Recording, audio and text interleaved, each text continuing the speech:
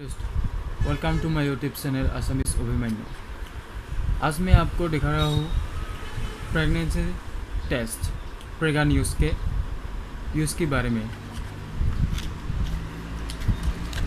चलो वीडियो शुरू करते हैं। यह है प्रेगा न्यूज़।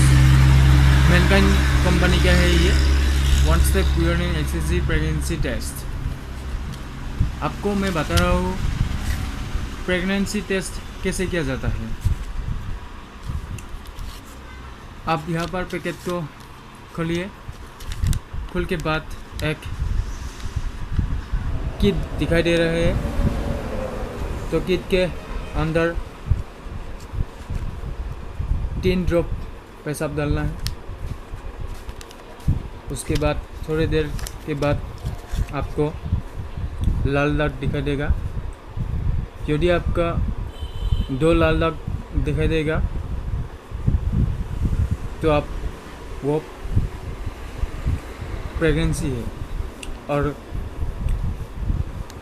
जो एक लाल दाग दिखाई देगा वो प्रेगनेंसी नहीं है, मतलब नेगेटिव। जो लाल दाग दिखाई देगा, 2 लाल दाग दिखाई देगा वो पॉजिटिव है, और एक लाल दाग दिखाई देगा तो नेगेटिव है। ये बहुत आसानी से प्रेगनेंसी टेस्ट किया जाता है। यह घर पे यूज़ किया जाता है, दुकान पे यूज़ किया जाता है।